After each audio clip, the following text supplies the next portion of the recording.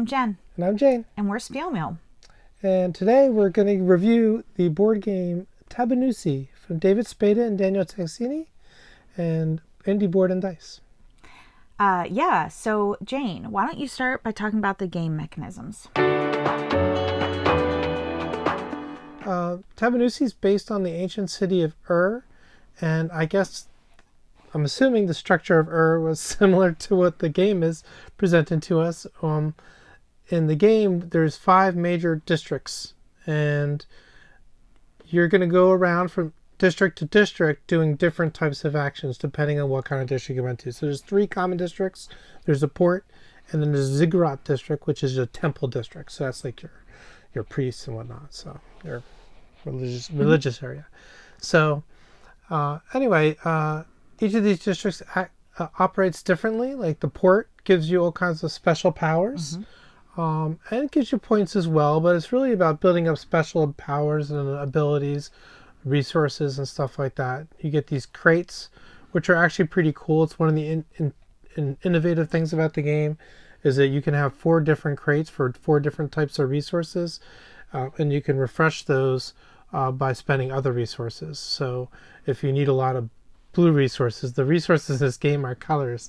If you need a lot of blue resources, a blue crate's very handy, and then you can use a green resource to refresh the blue crate and have a blue resource available all of a sudden.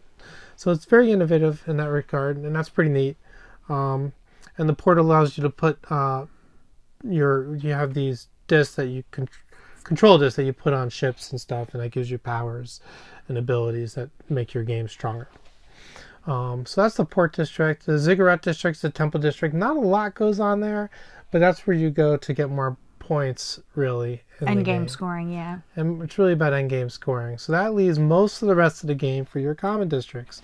And your common districts seems intuitive, although for me it's not as intuitive as it feels like it should be. And that is, you put out building plans, and then you can build on those building plans in the same places.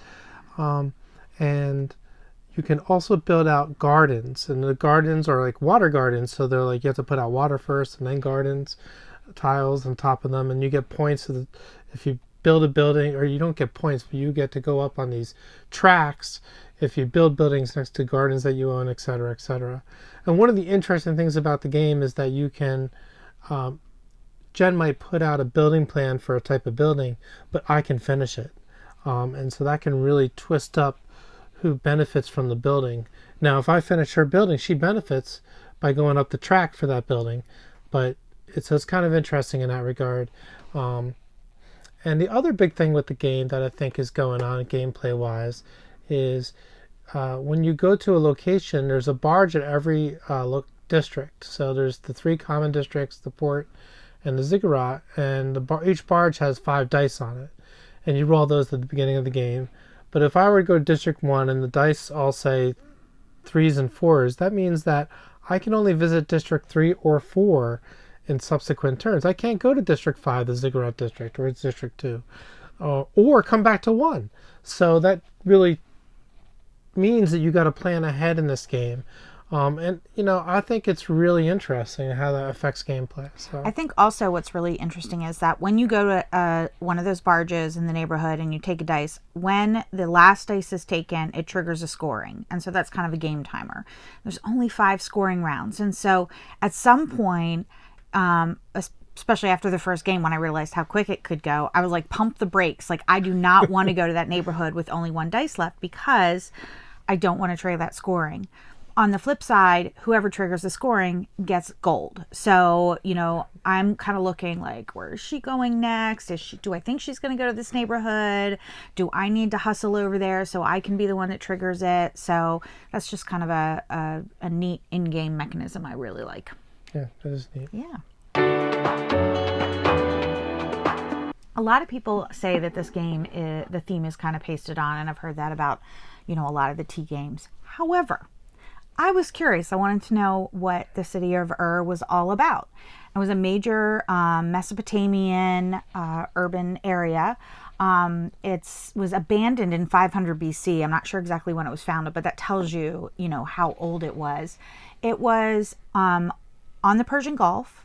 and it was surrounded by marshland. So those water gardens that you mentioned were absolutely thematic. Not only that, but there were in fact 5 districts there.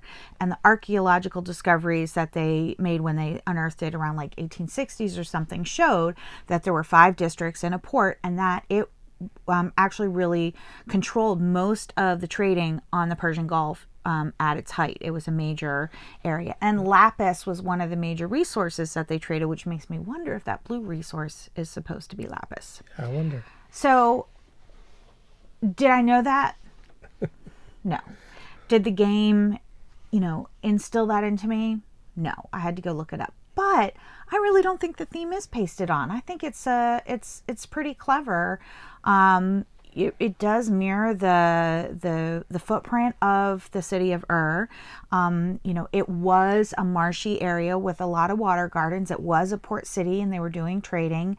The districts, the artisan, and I forget what the other districts are, but that does reflect some of the archaeological evidence. And so I actually think it's pretty clever and pretty spot on, and gave me a great opportunity to learn about that location and period in history, which I did not necessarily know about. I think there's maybe just nothing that stands out in the theme. And so even if it's not pasted on in the sense that it's true to the city of Ur, like Teotihuacan, I never questioned whether the theme was pasted on. And part of it is it's got obvious thematic elements in it. The pyramid that you're building is the most obvious, but it's not the only one. And I think the same for Tekkenu, the obelisk, obviously. But you know what I mean? Like, you can really feel the cultural elements in those games. I think they're a little more obvious to me. Yeah, I can see that. I guess it's probably the like cultural elements that are most associated with this city aren't the type of tropey, not tropey because they're real, but things that would hit you over the head with some of the other ancient civilizations, like pyramids or an obelisk. Like, this was a trading city. It was boats, and it was ports and water gardens. So I dug it. I was super into it. When I was reading about what the history of the city of Ur was like, I was thinking, wow, yeah, okay, this makes a lot of sense now. So for me personally, knowing that, it's really thematic and immersive. However, I can see how it wouldn't necessarily be if you didn't go and look there. Yeah, I wonder if it would have been nice. Like, the rule book for Lisboa is one that includes a lot of those historical elements based into the rule book. And I think, like, if that were intrinsic in the rule book a little bit here, I might have left reading the rules, learning the game with that information, and that would have been really neat. Even just the beginning sentence, like, the city of Ur was designed by, I did not write down the guy's name, it begins with an N, and had 5 major port districts. Just even like something like that would have been really nice to sort of position. And I can't say that wasn't there 100%. Like, there's always an overview, right? So I don't know if the overview addressed that or not, but I don't know. I just like how Lisboa has it throughout the rule book, and that might have been nice to have here, because I am interested in the history, and the game did make me interested in that history. Yeah, absolutely. And it brought an ancient city to light for me that I did not know about. So, right. Yeah. In terms of creativity and originality, I don't know that there's anything in here that's earth-shatteringly new in terms of board games. The timing mechanism on the boats reminds me a little bit of, I don't know, not a Mancala, but there've been other games where you're removing something and that's sort of like a timer. Right. Although it's interesting how it ties directly in to scoring, and then it triggers the scoring, and there's only 5 of those scorings. And I think what I found was that no matter what, the game was shorter than I expected it to be or wanted it to be. Every time. Every time. And it was interesting. And I don't know that a game has hit me that abruptly.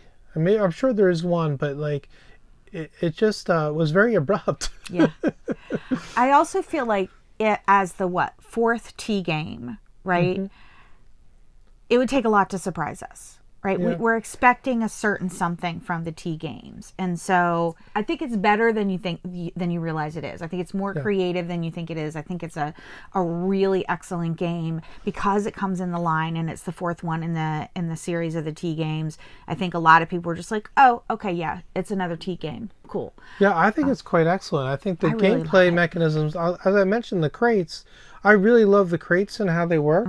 They're basically a resource engine, a small engine, absolutely, but a little mini resource engine that you can run throughout the game. And you pick which ones you're getting. And you pick which ones you're getting, except for the one you get randomly at the beginning.